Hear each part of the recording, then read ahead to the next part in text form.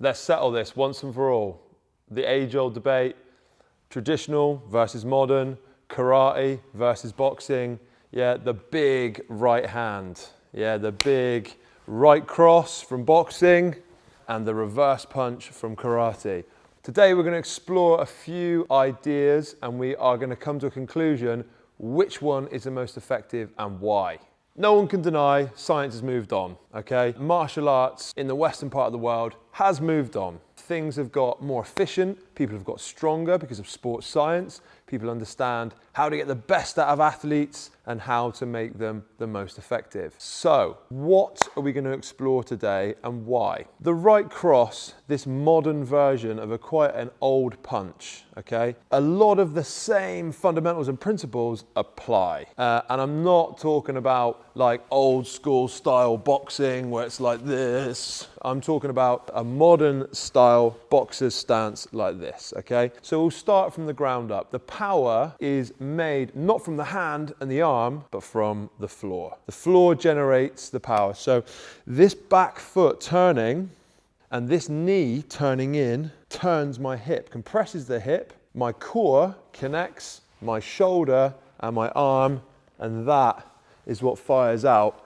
a big right cross, and all of that pulls it back in, ready to throw a different technique. So that's the basic science of how that right cross comes out. Now, when we look at a traditional karate punch, there is a hip turn, it's from the floor, the core connects it and it comes out. But we are talking about a traditional reverse punch, okay? Now, watch my feet and my knees and my hip. The same thing happens.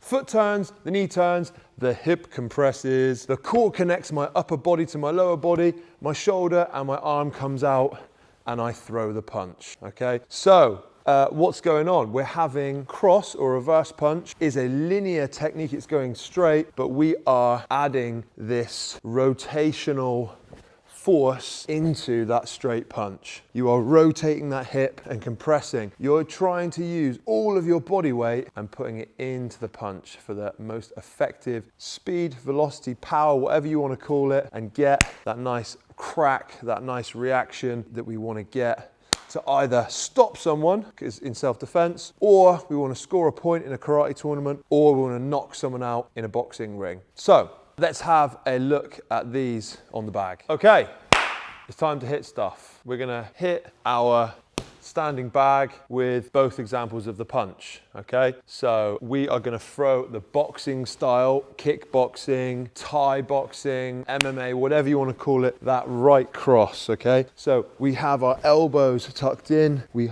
have our shoulders up, we hunker our chin down, and we throw the right cross, and we turn this foot. You might have a little bit of a bounce, and we turn, and we throw that punch nice and straight like so. So I'll show you a few times. See, my foot turns, my knee turns, my hip turns, my core connects the upper body, and that kinetic chain reaction is what gets the power out there. Yeah, slow, bang. I bring the hand back in, even a little bit tighter here.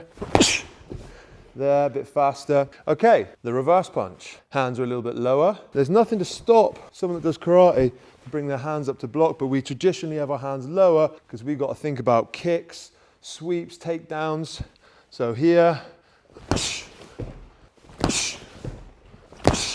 So as you can see, it's exactly the same. Yeah, the same things apply. I've just got a little bit of a wider base because I want to be able to kick and all sorts of stuff. I want to be able to move and transition with the angles, okay? Bit of a wider base, bit of a lower guard, but the same principles apply. The foot, the knee, the hip, the core, the shoulder, and the hand.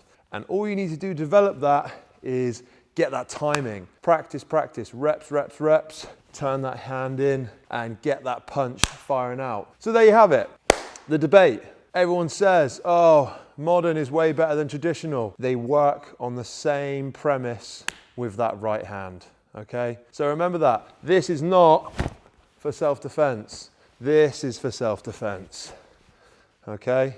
Having watched the video today, hopefully this has given you an insight into some of the mechanics behind throwing a big right hand, and you can see that the right cross and the reverse punch are very, very similar and they work off the same mechanics. So if you enjoyed this video, next time we're going to explore some more traditional versus modern stuff. Stay tuned and we'll see you again next time.